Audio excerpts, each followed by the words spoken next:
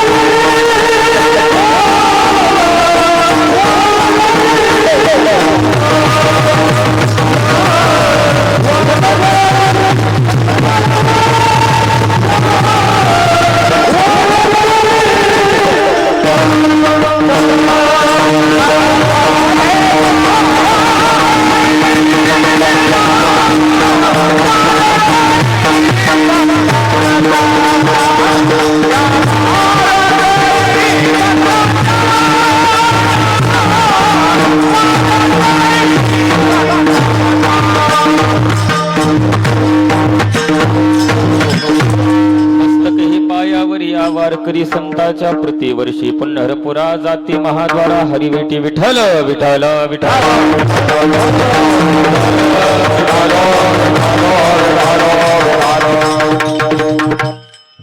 प्रस्तुत प्राप्ती प्रसंगी कीर्तन रूपी सेवेकरता निवडलेला अभंग, जगदमान्य जगद्गुराने वैराग्याचे महामेरू कलशथाने शोभणारे तुकोबराय यांचा 4 चरणाचा अभंग सांगितला. आणि या अभंगातून तुकोबराय काय सांगतात, तर या अभंगातून आपल्यावरती संतांचे किती उपकार असतात याचं वर्णन या अभंगामध्ये करतात.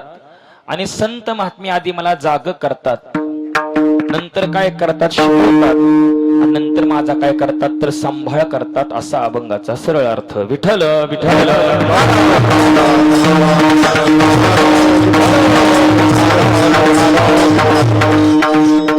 तर वक्त्याचं कर्तव्य असतं 2 मिनिटं परिहार द्यायचा असतो. प्रत्येकाला माहित आहे वैकुंठवासी हनुमंत दादा यांच्या प्रथम वर्ष श्राद्धानिमित्त कीर्तनाची सेवा माझ्याकडे आली.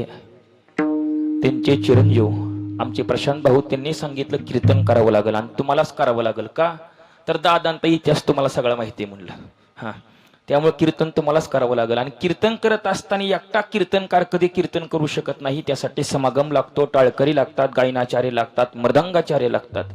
या ठिकाणी विचार केला, सर्व लोक महान सांगितले, गायनाचार्य महान सांगितले, मृदंगाचार्य महान सांगितले, शिष्टीमवाले महान सांगितले, विनकरी पण महान सांगितले, ऐकणारी लोक सर्वच महान, फक्त कीर्तनकार लहान पडलाय बरं का. म्हणून सर्वांचाच आभार मानतो, कीर्तनाला सुरुवात करतो.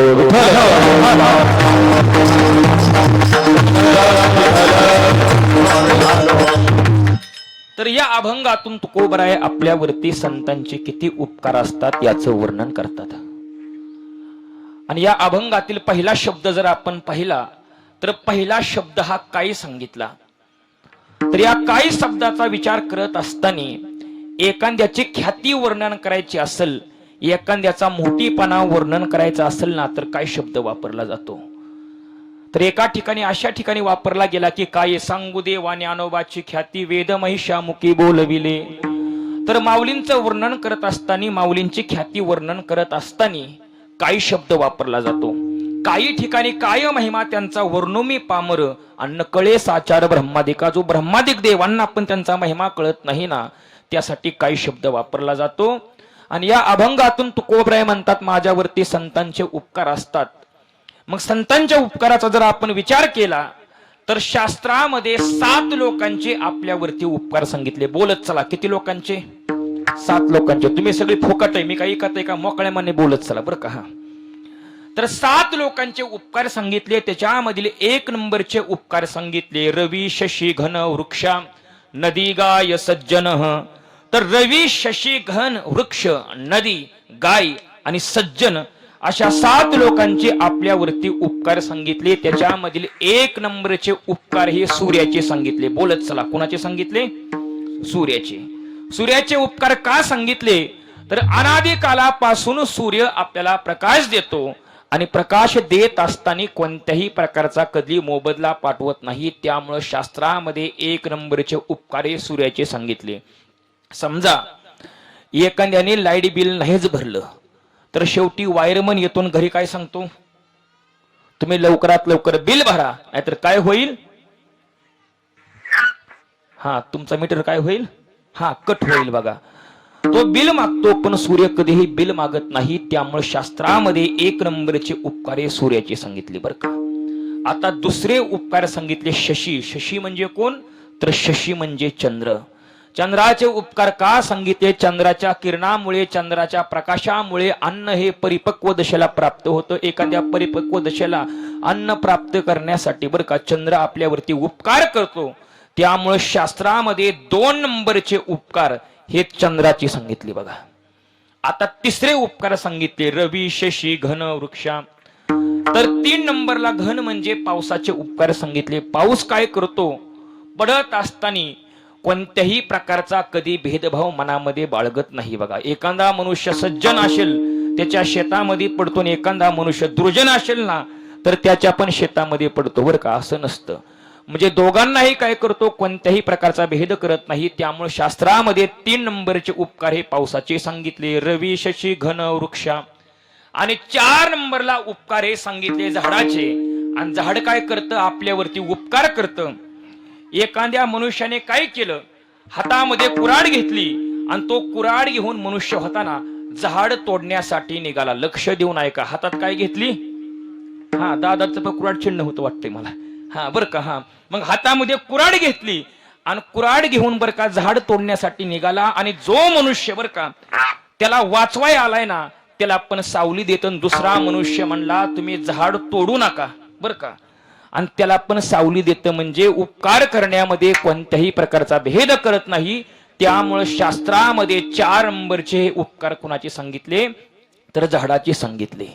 आता 5 नंबरला उपकार सांगितले कोणाचे? रवी शशी घन वृक्ष नदी गाय सज्जन. तर 5 नंबरला शास्त्रामध्ये नदीचे उपकार सांगितले. नदी एवढी पवित्र सांगितली. एखाद्या नदीचं नाव आपण आपल्या मुखामध्ये घेतलं तर अनेक प्रकारची पाप घालवायची ताकद ही कशामध्ये सांगितली? नदीच्या नावामध्ये सांगितली. म्हणता गंगा गंगा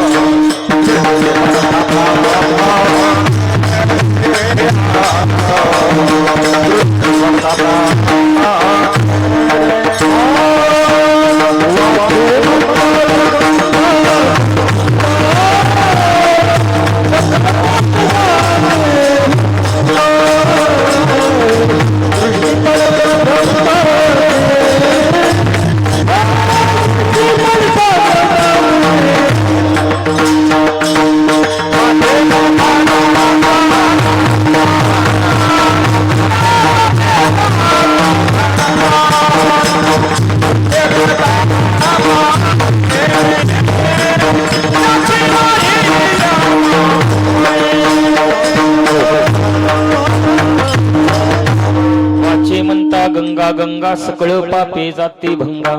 नुसतं मुखाने आपण गंगा गंगा म्हटलं ना तर एका मिनिटामध्ये आपल्या शरीरामध्ये आपण जेवढी पाप करतो ना ती पाप सर्व निघून जातात फक्त गंगा नदीचं नामस्मरण केल्यामुळं. त्यामुळे शास्त्रामध्ये 5 नंबरचे उपकार हे कोणाचे सांगितले? नदीचे सांगितले.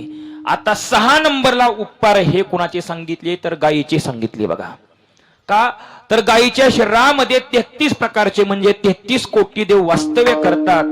गायीचं गोमूत्र एवढं पवित्र सांगितलं. एखाद्या अपवित्र जागेला पवित्र करण्याची ताकद ही गायीच्या गोमूत्रामध्ये सांगितली. त्यामुळे शास्त्रामध्ये 6 नंबरचे उपकार हे गायीचे सांगितले. म्हणजे रवी, शशी, घन, वृक्ष, नदी, गाय आणि शेवटी 7 नंबरला सज्जनाचे. म्हणजे सज्जन म्हणजे कोण? पुण्यवंत व्हावे घेता सज्जनाची नावे. म्हणजे त्या ठिकाणी संतांचे उपकार मानले.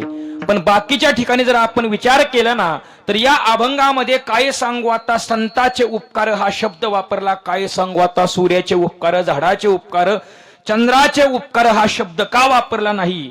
तर या अभंगाच्या उत्तरार्धामध्ये सांगितलं मज निरंतर जागविती. तर बाकीची लोक आमच्यावरती उपकार करतात. ती 6 लोक उपकार करतात पण उपकार करत असताना निरंतर या शब्दामध्ये अखंडता सांगितली. बाकीच्या 6 लोकांच्या उपकार करण्यामध्ये कोणत्याही प्रकारची अखंडता नसल्यामुळं सूर्याचा विचार केला. सूर्य दिवसा प्रकाश देऊ शकतो पण रात्री प्रकाश देऊ शकत नाही. संत महात्म्यांच्या तुलनेमध्ये सूर्याचे उपकार कमी सांगितले. दुसऱ्या बाजूने जर आपण विचार केला ना दुसरे उपकार चंद्राचे सांगितले.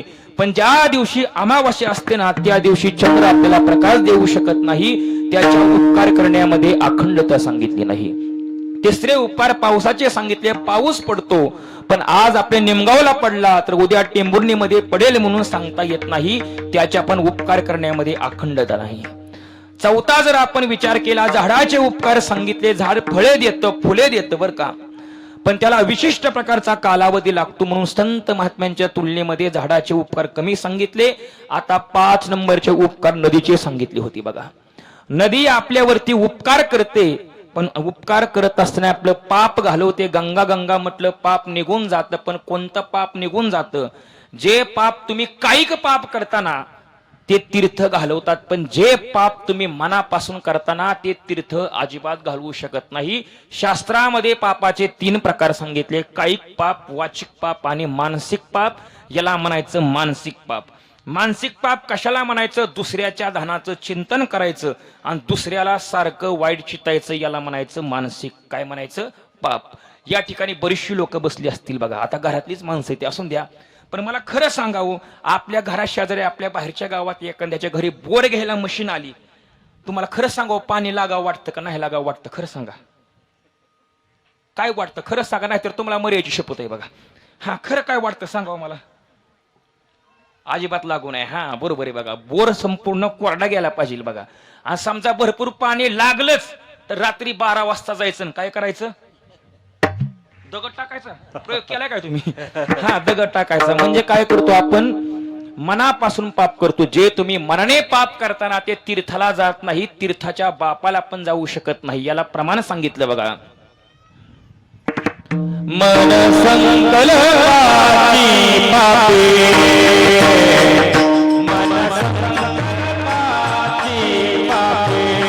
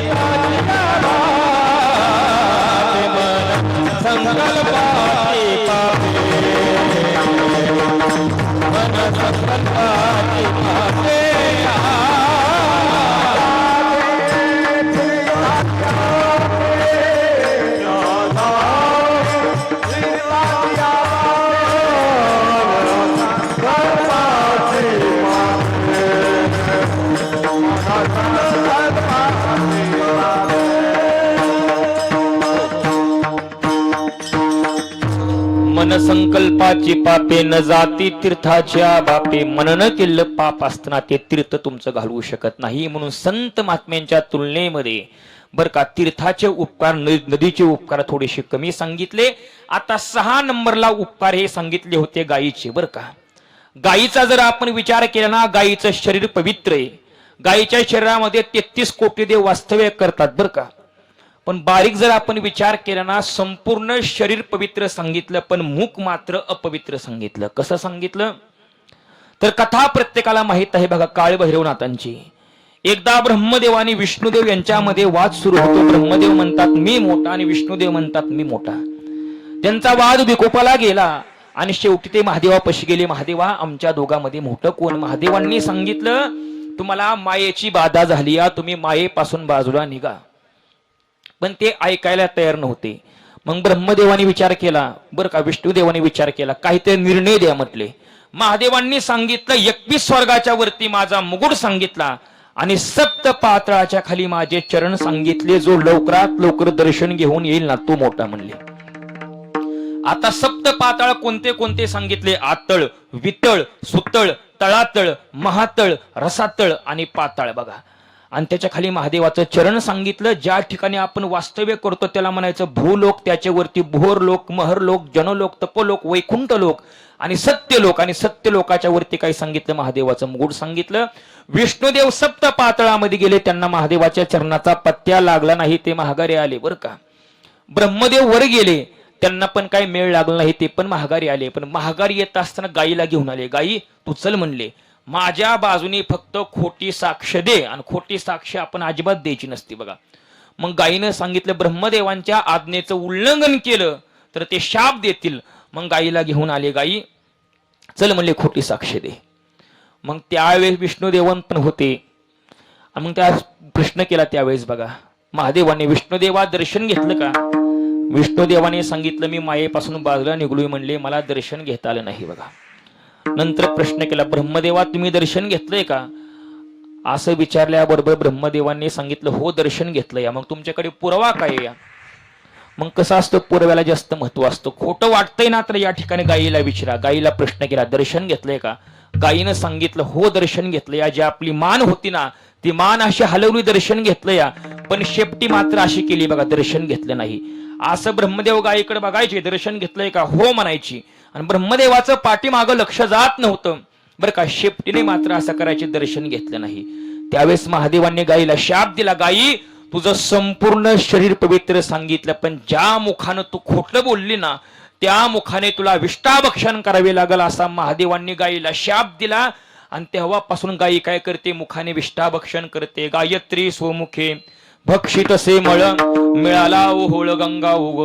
त्यामुळे आपण गायीचं दर्शन घेत असताना सकाळी पुढून दर्शन घ्यायचं असतं. बरोबर आहे का? कुठनं घ्यायचं असतं? हा पाठीमागून दर्शन घ्यायचं असतं. पुढून घेतलं तर ते शास्त्रामध्ये मान्य सांगितलं नाही बघा. असं प्रयोग सांगितला बघा तो. मग त्यावेळेस ब्रह्मदेवांना पण राग आला. ब्रह्मदेव खोटं बोलले बघा. ते म्हणले महादेवा तुम्ही माझा अपमान करता माझ्यावरती खोटाळ घेता का म्हणले. त्यांनी पण निंदा सुरू केली बघा. कुणाची? महादेवाची. आता महादेवांचा जर विचार केला वाचे वदता शिवनाम तयान बाधे क्रोध काम. बर का आणि एका जनार्दनी वैष्णव शिरोमणी महादेव. मग महादेवांच्या जटेमधून त्या ठिकाणी काळभैरवाची उत्पत्ती झाली.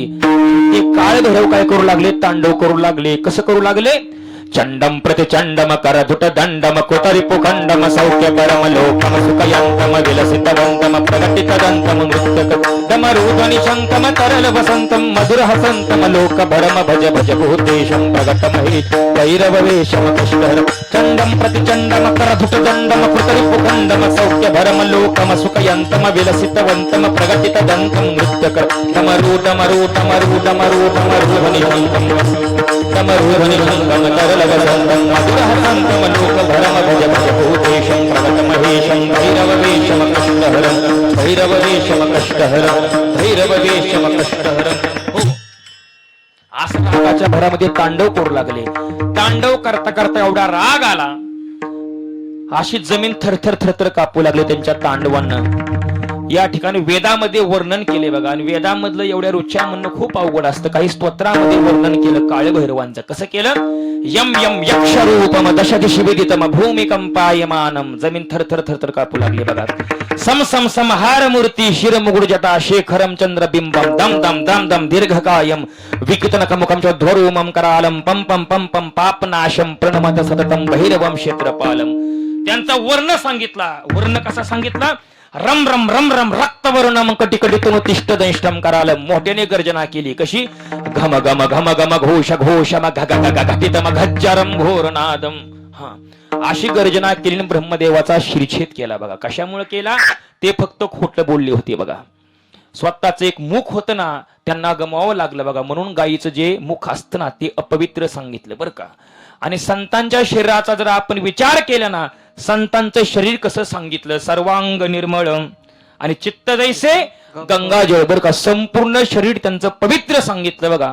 मग त्या तुकोबराय म्हणतात या 6 लोकांचे उपकार आम्ही मानतोच, पण संत महात्म्यांच्या तुलनेमध्ये या 6 लोकांचे उपकार कमी सांगितल्यामुळं असे संत महात्मे मला सतत जाग करतात. सतत जाग केल्यामुळे मी कोणाचे उपकार न मानता फक्त संतांचे उपकार मानतो. अभंगाचं पहिलं चरण. काय सांगू आता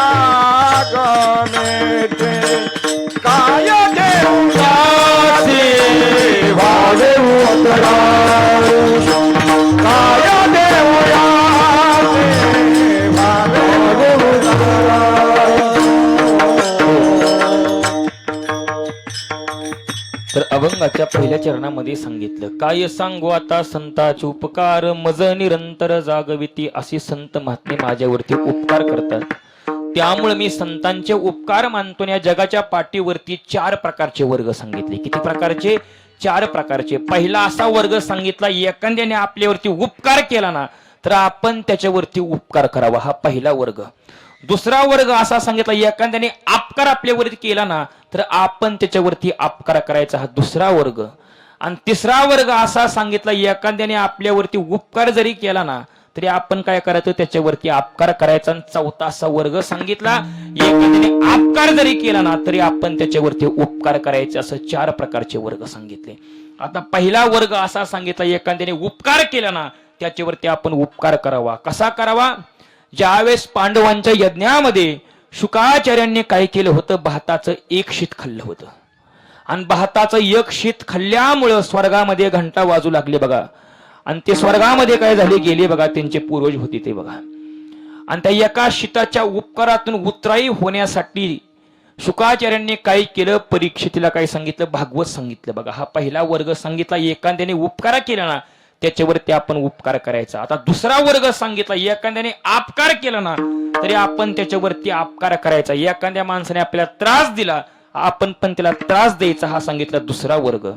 आता तिसरा वर्ग असा सांगितला, एखाद्याने आपल्यावरती उपकार जरी केला ना तरी आपण त्याच्यावरती अपकार करायचा, हा तिसरा वर्ग. याच्यामध्ये उदाहरण सांगायचं झालं तर भस्मासुराचं बघा. भस्मासुर काय करत होता, महादेवाचा एकनिष्ठ भक्त होता आणि महादेवाला दररोज चिता भस्म आणून देत होता. एकदा महादेवांना प्रश्न केला, महादेवा अहो म्हणला मृत्यू लोकांमध्ये जावं लागते म्हणला, कुठला मनुष्य कधी मरण पावलं काय सांगता येत नाही म्हणले, बरं का काहीतरी वरदान द्या. महादेवांनी सांगितलं तुला वरदान देतोय, ज्याच्या डोक्यावरती हात ठेवल ना तो माणूस भस्म होईल बघा, जा म्हणले. मग भस्मासुर निघाला बघा, त्याने सपाटा सुरू केला बघा. पक्वाजा दिसला की डोक्यावरती हात ठेवायचा, हा परत नको टाळकर दिसलं डोक्यावरती हात ठेवायचा, पिकरवाला दिसला डोक्यावरती हात ठेवायचा, विनकर दिसला डोक्यावरती हात ठेवायचा, लोक कीर्तन ऐकाय आले त्यांच्या डोक्यावरती हात ठेवायचा, शूटिंगवाला दिसलं तरी डोक्यावर हात ठेवायचा. आता कोण राहिलं, कीर्तनकार होय, हा हा कीर्तनकार दिसला तरी डोक्यावरती हात ठेवायचा, भस्मच करून टाकायचं. मग असं करत करत काय झालं, तो फिरू लागला. एकदा त्याला नारद मुनी भेटलं आणि नारद मुनीनं कळ लावली की काय होतं, जगाचा उद्धार असतो बघा. पण काय काय वेळेस अशी कळ लावतात त्यानं वाटवेळ पण होतं बघा. मग नारद मुनी आले, म्हणले भस्मासुरा काय करतोय म्हणले, महादेवाची चाकरी करतोय म्हणला, रोज सेवा करतोय म्हणला. अरे म्हणलं एक काम कर, महादेवांच्या डोक्यावरती हात ठेव म्हणला, ते पण जळून भस्म होतील, पार्वती पण तुला मिळेल आणि कैलासाचं राज्य पण तुला मिळेल बघा. बर बर चालतंय म्हणला. भस्मासुर निघाला आणि महादेव तपश्चर्या करत होते बघा. महादेवांना मला जय हरी, महादेव म्हणले सगळं ओळखलं, तिथंच थांब म्हणले, हा तू काय पुढे येऊ नको म्हणले बघा. मग त्यावेळेस भस्मासुर म्हणला तुमचं दर्शन घ्यायचे, अजिबात येऊ नको. मग भस्मासुर पळतोय कुठं, महादेवांच्या पाठीमागून महादेव पळतात पुढं. विष्णुदेवांना सांगितलं मला ह्यातून लवकरात लवकर वाचवा म्हणल्यानंतर विष्णुदेवाने काय केलं, मोहिनीचं रूप धारण केलं बघा. आणि मोहिनीचं रूप कसं धारण केलं, सुंदर असं रूप धारण केलं. पुतळ्या डोरलं, साकळ्या पैंजण, कमरेला कमरपटा, नाकात नद घालून सगळा थाटमाट करून असं रूप धारण केलं आणि भस्मासुराच्या समोर येऊन उभा राहिली बघा. भस्मासुर असं बघूच लागला.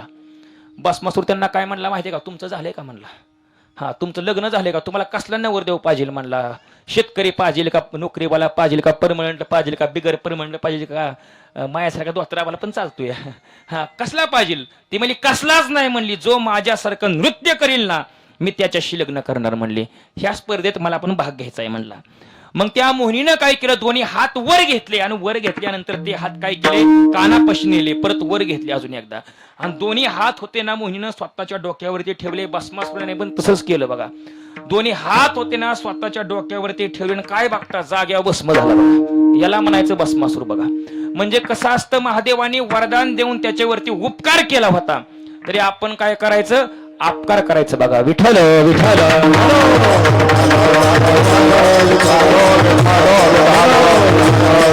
त्यामुळे आपण काय केलं पाहिजे, जगामध्ये एखाद्याने बरं का उपकार केला त्याच्यावरती अपकार कधीच करायचं नाही बघा. आमच्या हनुदादांना मी विचारायचं, होय व तुम्ही इलेक्शन उभा राहिला होता म्हणलं, फक्त 25 का 30 मतांनी तुम्ही कसं काय पडला म्हणलं. ते म्हणले तुमचं चिन्ह काय होतं म्हणले, माझं चिन्ह कुराड होतं म्हणलं. कुराड होती का, बरं बरं म्हणलं. कसं काय गोळ झाला म्हणला, ती कुराड घेऊन एक माणूस म्हणला झाड तोडाय गेलते म्हणले. काय म्हणले, झाड तोडाय गेले, असं झाड तोडलं, फांद्या रडायला लागल्या म्हणलं. नंतर असं अख्खं सगळं पाला, सगळ्यांना वाईट वाटलं म्हणले, अवघड झालं गड्या म्हणले, आता आपण मरण पावणार. एक जण म्हणला कोण फुटलंय, आपण कुणावरती उपकार केलाय का अपकार केलाय. त्यातलं एक झाड काय म्हणला, कुराड एकटीच आहे म्हणला, पण आपला दांडा त्याला सामील झालाय म्हणला. हा त्यामुळे म्हणला माझी कुराड होती म्हणले बघा, सांगायची मला एकदा. मग त्यामुळे कसं असतं माहितीये का, एखाद्यावरती आपण उपकार केला ना त्याच्यावरती पुन्हा कधी अपकार करायचं नाही. हा तिसरा वर्ग सांगितला. आणि चौथा वर्ग असा सांगितला, एखाद्याने अपकार जरी केला ना तरी आपण त्याच्यावरती उपकार करायचा, तो संतांचा वर्ग. थोडा तरी पर उपकार पर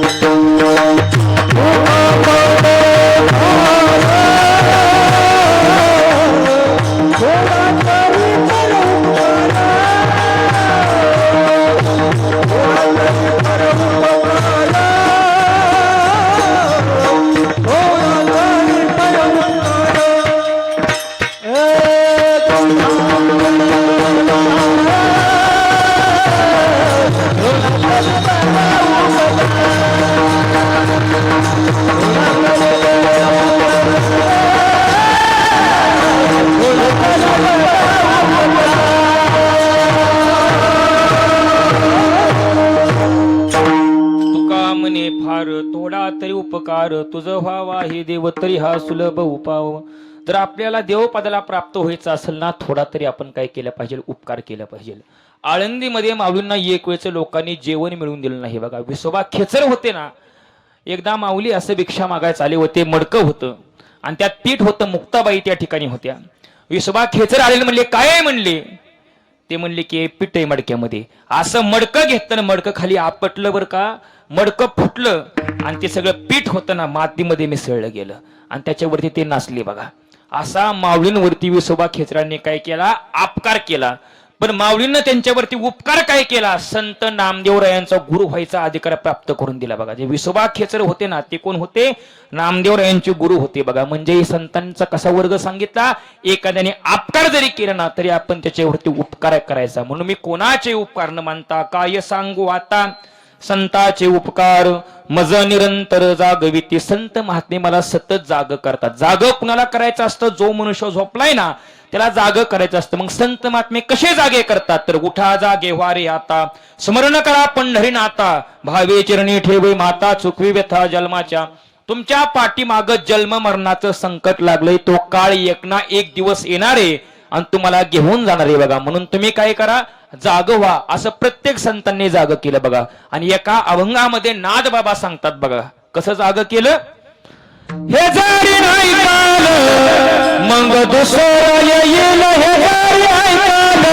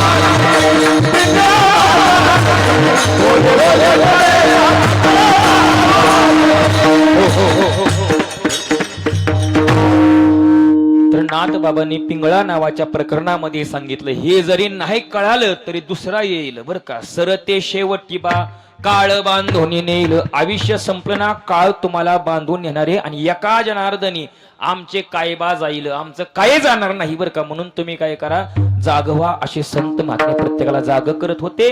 आणि मी प्रत्येक कीर्तनावेळी सांगत असतो बर का. पण ते आता लोकांच्या लक्षामध्ये दिलं का नाही मला पण कळत नाही बघा. ती यादी सांगतो, ती यादी खूप अवघड सांगितली. 1 अर्बुद 60 कोटी लेखा 30 लक्ष 10 सहस्र लेखा 7 शेते 9 मास मापा तया हिरण्य कशपा काय झाले 14 चौकड्या लंकानाथा 14 कल्पाविष्य मार्कंड्यांना अनेक प्रकारच्या लोकांना होतो. कुणालाही काळावरती विजय मिळवता आला नाही का. तर एक प्रमाण सांगितलं बघा, जन्माले बाळ त्याची वाट पाहे काळ. जो मनुष्य जन्माला आलाय ना तर त्याची वाट कोण बघतो माहिती का, काळ बघतो. म्हणून तुम्ही काय करा, लवकरात लवकर जाग व्हा आणि संत महात्मे जे सांगतात ना त्या मार्गाने गेलं पाहिजे बघा. म्हणून लोकांच्या लक्षामध्ये आलं, तुकोबराय तुम्ही म्हणता संत महात्मे सतत जाग केल्यामुळे संतांचे उपकार आमच्यावरती सांगितले. पण अशा संतांच्या उपकारातून उतराई होण्यासाठी आम्ही काही साधनं केली तर चालतील का. तर तुकोबराय म्हणतात, संतांच्या पायावरती जीव जरी ठेवला ना तरी तो कसा सांगितला, कमी सांगितला. अभंगाचं दुसरं चरण.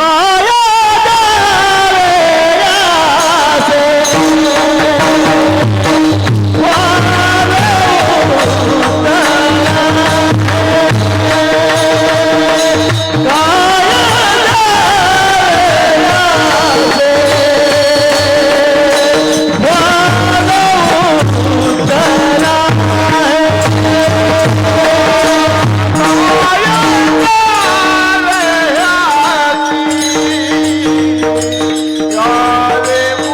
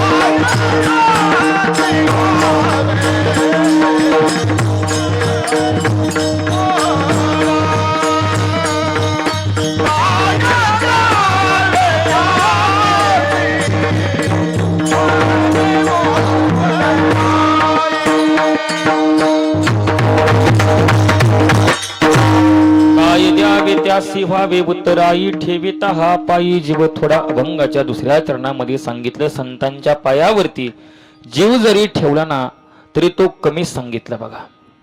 मग पहिल्या चरणामध्ये संत महात्मे जागं करतात बरं का. दुसऱ्या चरणामध्ये सांगितलं त्यांच्या पायावरती जीव जरी ठेवला तरी कमी सांगितल्या. आणि तिसऱ्या चरणामध्ये सांगितलं सहज बोलणे हित उपदेश करुणी सायास शिकविती.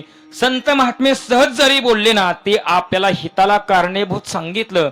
आणि संत महात्मे कष्ट करून सायास करून आम्हाला शिकवतात. कसं शिकवतात तर एका लहान बाळाला ब्राह्मण शब्द म्हणता येत नव्हता. ब्राह्मण शब्द म्हणता येत नसल्यामुळं त्यांच्या वडिलांनी गुरुजींकडे नेलं. गुरुजी हा माझा मुलगा याला ब्राह्मण शब्द म्हणता येत नाही, तुम्ही काहीतरी कष्ट करून शिकवा, तुम्ही संत आहात म्हटले. मग त्यावेळेस गुरुजीने त्याला बोलवून घेतलं. बाळ इकडे ये म्हणले आणि सांग म्हटले की त्या ठिकाणी तो प्राणी कोणता आहे.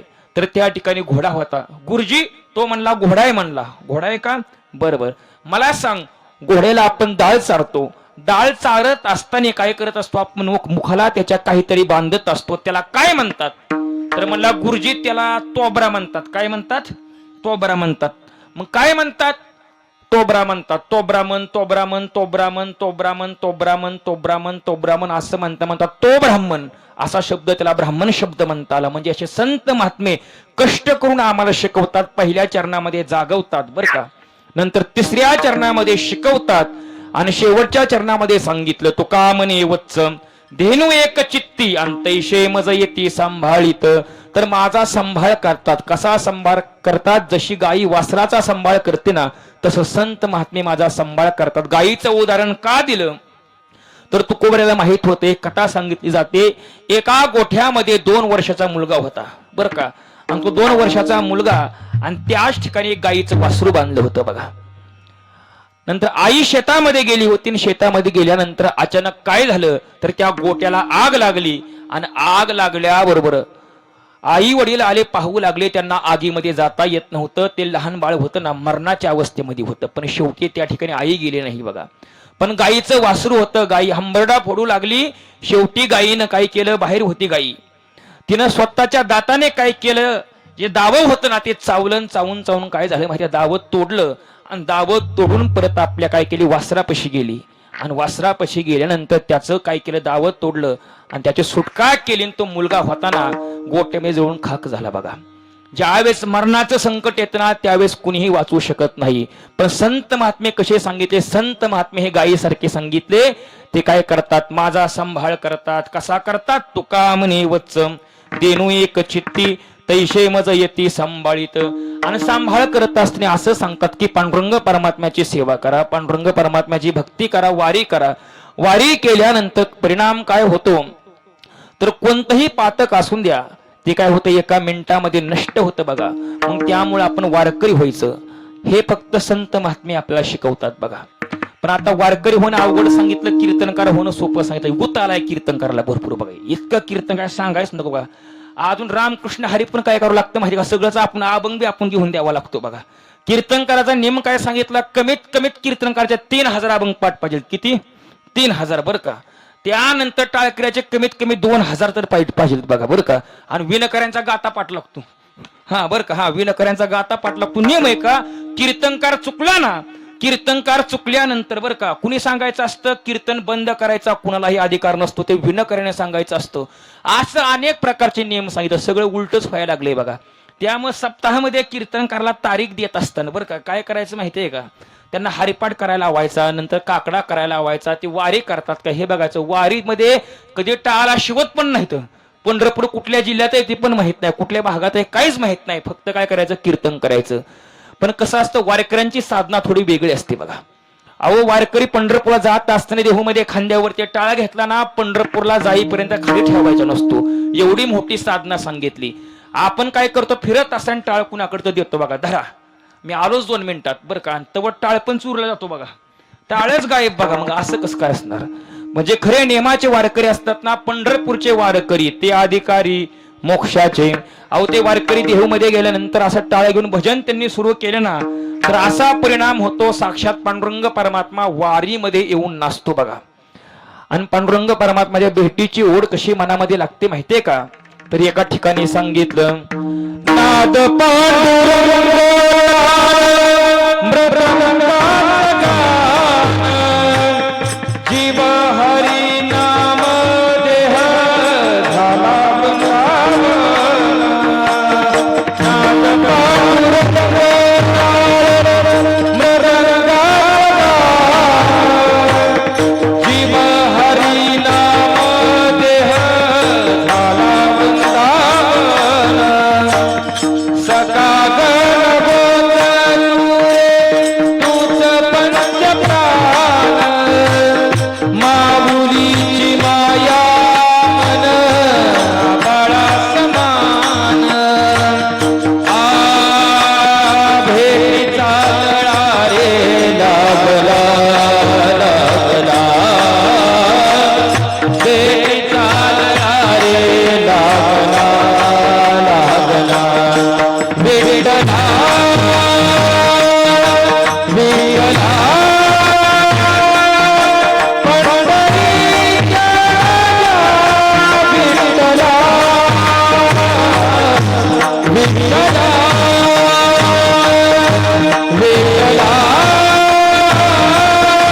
पंढरीच्या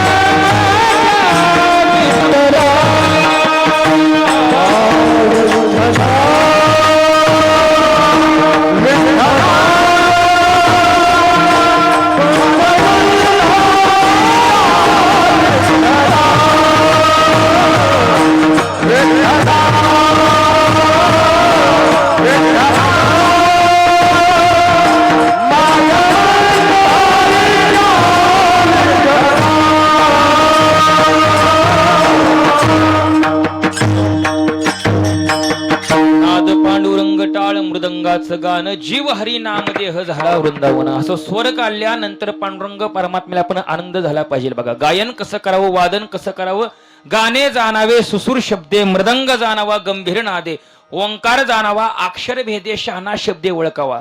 पक्वाजावरती 10 जर पडला का नाही, गेलेला माणूस एक ना जिवंत झाला पाहिजे, एवढ्या ताकदीने 10 वाजवावा लागतो बघा. आता गायन कसं करावं, जसा अभंगाचा भाव असेल ना तसं आपण गायन केलं पाहिजे. रागाची माहिती नसते, काय नसते, खूप अवघड झाले बघा आता. मग त्यावेळेस तिथनं पुढे आपण काय करायचं, बोरगाव पशी गेल्यावर तुकोबऱ्याला पांडुरंग परमात्म्याच्या मंदिराचा कळस दिसायचा, त्या ठिकाणून तुकोबऱ्या पळत जायचे बघा. अशी ही वारीची साधना असते. मग त्यामुळं ही साधना मार्ग कोण धावतात, फक्त संत धावतात. म्हणून मी कोणाचे उपकार न मानता काय सांगू आता संताचे उपकार. मज निरंतर जागविती, आधी जागविती, शिकविती आणि सांभाळिती. म्हणून आपण काय करायचं, प्रेमाने एकदा पांडुरंग परमात्म्याचं भजन करायचं. विठोबा विठोबा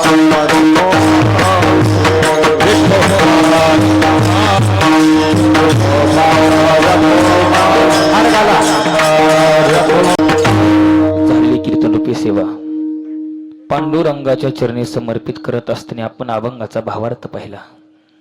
आणि ज्यांच्या निमित्त कीर्तन आहे त्यांचं वर्णन करणं हे आपलं कर्तव्य असतं बघा. मी प्रत्येक कीर्तनामध्ये सांगतो बघा.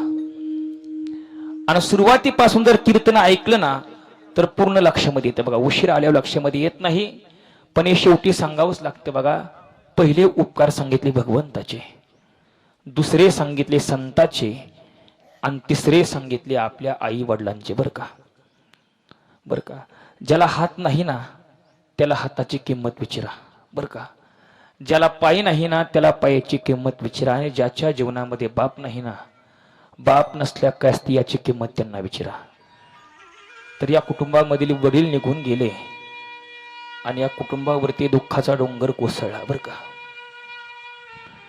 आपले वडील आपल्याला सोडून गेले असतील बरं का, किंवा आपली आई सोडून गेली असेल, तर माझ्या कीर्तनामधील 3 गोष्टी लक्षामध्ये ठेवत जावा. कोणत्या गोष्टी? या 3 गोष्टी सकाळी उठल्या उठल्या आठवल्या ना 100% आपला बाप आपल्या जवळ असतो.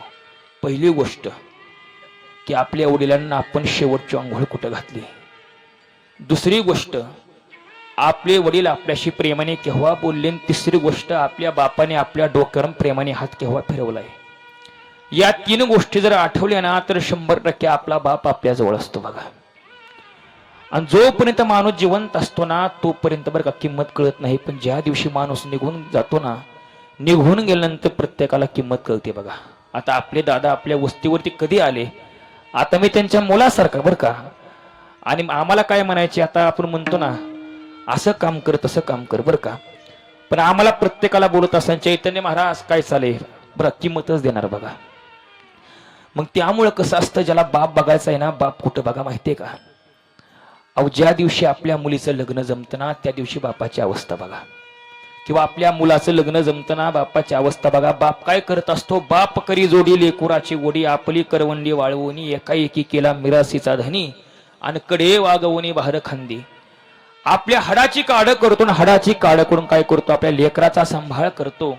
आणि जसा वडील निघून जातो ना, तसा बाप तो निघून जातो ना, निघून गेल्याबरोबर एकाएकी केला मिरासीचा धनी, लेकराला संपत्तीचा मालक करून जातो बघा. परत जावं लागत नाही मालक करा म्हणून सांगण्यासाठी बघा.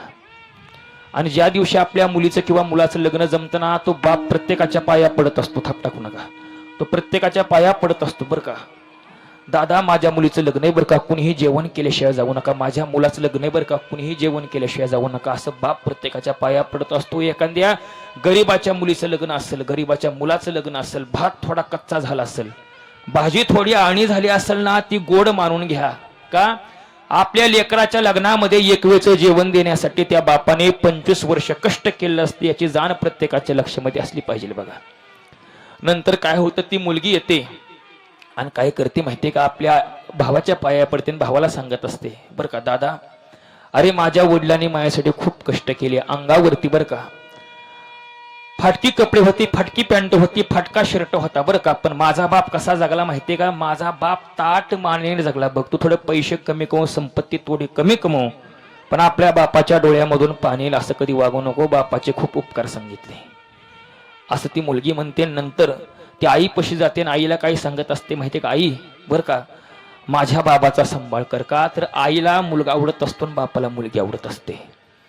आणि सर्वात शेवटी असा विषय होतो, ती मुलगी काय करते, आपल्या वडिलांपाशी जाते, वडिलांचं दर्शन घेते आणि बापाची परत मुलीकडे बघायची ताकद अजिबात होत नाही बघा. बाप वर बघत असतो, मुलगी बाबा बाबा म्हणून 3 वेळेस हाक मारते बरं का, पण अजिबात बाप कधी बघत नाही बघा. शेवटी कोपऱ्यापर्यंत मेहंदी काढलेला हात असतो ना, तो हात आपल्या बापाच्या डोक्यावरून फिरवते. जसा कोपऱ्यापर्यंत मेहंदी काढलेला हात बापाच्या डोक्यावरती फिरवला की बापाच्या लक्षामध्ये येतं, हा हात शेवटचा सांगितला, मेल तरी परत कुणीही माझ्या डोक्यावर हात फिरवत नाही, तो हात शेवटचा सांगितला. आणि तेव्हा बापाच्या डोळ्यामधून घळाघळा पाणी येतं. एरवी कधी बाप रडला तर माणसं म्हणतात मर्दासारखा मर्द, हातामध्ये बांगड्या भर बांगड्या बरं का, पण ज्या दिवशी माहेरामधून बरं का बाप निघून जातो ना, तेव्हाच कळतं बघा. आणि ज्या वेळेस काय होतं माहिती आहे, एखाद्या दिवस मुलगा मेला तरी बाप रडणार नाही बघा, पण ज्या दिवशी मुलगी माहेरी सोडून सासरा निघून जाते ना, दगडाच्या काळजाचा बाप असला तरी 100% रडला पाहिजे. आणि जशी मुलगी निघून गेल्याबरोबर त्यावेळेस बापाची अवस्था आपण पाहिली ना, म्हणतो माझं घर मला मशानभूमीसारखं वाटतं या. बरेचसे लोक म्हणतात लग्न झालं बाप निवांत झाला, निवांत होत नाही बघा. मुलाचं लग्न झालं, मुलीचं लग्न झालं, इतकं डोक्याला टेन्शन येतं बरं का. 90 किलोचा बाप असतो ना, 3 महिन्यामध्ये 50 किलो वरती येतो बरं का. 4 चपात्या खाणारा भाकरी बाप असतो ना, फक्त एका भाकरी मध्ये काय येतो माहितीये का, फक्त आपलं मुलगा मुलगी सोडून गेल्याबरोबर अशी त्याला अवस्था होत असते बघा. परत मुलीचा माहेरामधून फोन येतो, काय येतो माहितीये का, बाबा माहेरामध्ये येते असं म्हटल्यानंतर त्यावेळेस बाप म्हणतो आता जेवू नको, म्हणतो 15 दिवसांनी. 15 दिवस कामाला जातो, 4-5 हजार रुपये कमवतो, मुलगी आल्याबरोबर तिला चांगल्या प्रकारची साडी घेतो बरं का. आणि ती महागारी जात असताना बरं का, ती पांढरी पिशवी असते बघा, सफरचंद असेल, फळे असेल, केळी असेल, लसणाची चटणी असेल, या काय भरून द्यायच्या वस्तू नसतात बरं का. पण बाप काय करतो, लेकीला पिशवी भरून देतो बघा. आणि मोकळ्या हाताने कधीही महागारी लावत नाही. महिला मंडळ खरं सांगा, तुमच्या वडिलांनी तुम्हाला कधी मोकळ्या हाताने महागारी लावलं का? अजिबात नाही लावलं बघा, पिशवी भरून दिली. पण ज्या दिवशी माहेरामधून बाप निघून गेला ना, पिशवी भरून द्यायची ताकद परत कधी कुणाची झाली नाही बघा. मग त्यामुळं लेकीला माहेर कुठपर्यंत सांगितलं, जोपर्यंत माहेरामध्ये बाप जिवंत आहे ना, तोपर्यंत माहेरी सांगितलं बरं का. मग त्यामुळं काय करा, आपल्या आई वडिलांची सेवा करा. पुंडलिकाने काय केलं, आपल्या आई वडिलांची सेवा केली. आई वडिलांची सेवा केल्याबरोबर पांडुरंग परमात्म्याला विठेवरती 28 युग झाली, उभा राहावं लागलं. एवढी ताकद त्यांच्या सेवेमध्ये सांगितली, म्हणून त्यांची सेवा करा. सेवा खरी नेमाने कुणी केली, मी प्रत्येक कीर्तनामध्ये सांगत असतो. श्रावणबाळ नावाचा मुलगा होता, तो आपल्या आई वडिलांची भरपूर सेवा करत होता. एवढी सेवा करत होता, एवढी सेवा करत होता बरं का. आपल्या आईची वेणी हाताने घालत होता, आपल्या वडिलांना अंघोळ हाताने घालत होता. आणि जन्म झाल्यापासून त्याचे आई वडील आंधळे होते. आणि आंधळा होण्याच्या पाठीमागचं कारण अजून बऱ्याचशा लोकांना माहित नाही. याचं कारण काय होतं, जे श्रावणबाळाचे आई वडिलाला पहिल्यासारखं त्यांना दिसत होतं, पण त्यांना कोणत्याही प्रकारची संतती नव्हती बघा. मग त्यावेळेस त्यांनी ब्रह्मदेवाची उपासना केली, भगवंता आम्हाला मुलगा व्हावा म्हणून उपासना केली बघा. मग ब्रह्मदेव प्रसन्न झाले, तुम्हाला काय मागायचं असेल तर मागून घ्या म्हटले. म्हणले आम्हाला मुलगा पाहिजे म्हणले. पण देवाने सांगितलं बरं का, तुम्हाला मुलगा देतो, पण मुलगा झाल्याबरोबर तुम्ही दोघे आंधळे व्हाल म्हटले बरं का. चालतंय का. आई वडिलांनी विचार केला, आंधळ का असाना बरं का, पण आपला मुलगा पाहिजे म्हणले आपल्याला. मग त्यांना श्रावण नावाचा मुलगा झाला. आणि दोन्ही आई वडील होते ना, त्यांचे डोळे गेले बघा. हे श्रावणाच्या लक्षामध्ये होतं. त्यामुळे श्रावण बाळ आई वडिलाला कधीही काही कमी पडून देत नव्हता. आणि एकदा असाच निघाला बघा. मग त्यावेळेस आई सांगायची, बाळा तेवढं कष्ट करतो हे करतो बरं का, तुला आमचा कंटाळा येतो का, तसं काय वाटतं का. श्रावण सांगायचा बरं का, अहो बाबा माझ्या कातल्याचे जोडे काढले तुमच्या पायामध्ये घातली ना, तरी तुमच्या उपकारातून मी कधी उतरा येऊ शकत नाही. वडिलांनी सांगितलं, माझी अशी इच्छा आहे, मला काशीची तीर्थयात्रा करायची. तीर्थयात्रा करायची म्हटल्यानंतर त्यांनी काय केलं माहितीये का, एक कावड बनवली. एका टोपलीमध्ये आईला बसवलं, एका टोपलीमध्ये बाबांना बसवलं. उन्हाचा विचार केला नाही, पावसाचा विचार केला नाही. श्रावण बाळ निघाला बर का. रस्त्याने जात असताना मध्यरात्र झाली. मध्यरात्र झाल्याबरोबर आई वडिलांना तहान लागली. मग त्यावेळेस आई म्हणली, बाळा थोडस मला पाणी आणून दे. वडिलांनी सांगितलं, किती वाजलेत, रात्र झाली, या आपल्या लेकराला एवढ्या रात्रीचं कधी पाणी आणायला लावू नको म्हटले. आपण आपल्या लेकरासाठी 12 तास आपली तहान मारू म्हटले. आपल्या लेकरासाठी 12 तास तहान मारणारा फक्त बाप असतो बरं का. मग त्यांनी पण कोणत्याही प्रकारचा विचार नाही केला, तसाच निघाला. ती जहारी होती, तांब्या होताना घेतला. जंगलामध्ये पाला पाचोळा पडला होता, पाय दिला, कर्कर असा आवाज यायचा. सिंहाची गर्जना, वाघाची डरकाळी ऐकू येत होती बघा. मनामध्ये भीती वाटायची आणि एक आनंद पण वाटायचा की माझ्या आई वडिलाला पाणी मिळावं, नदी भेटली असा आनंद झाला. मग त्यावेळेस त्याने काय केलं, ती झारी होती ना अशी पाण्यामध्ये उडवली. पण त्याचं एवढं मोठं दुर्दैव सांगितलं दशरथ राजाला. एका ठिकाणी सांगितलं ऋषींनी, तुम्ही जावा शिकार करण्यासाठी बरं का, तुम्ही 4 श्वापदांची शिकार करा बरं का, त्यावेळेस तुम्हाला मुलं होतील बघा, असं त्यांना सांगितलं होतं. दशरथ राजा शिकार करण्यासाठी झाडावरती बसले होते. कोणत्याही प्रकारची शिकार सापडत नव्हती.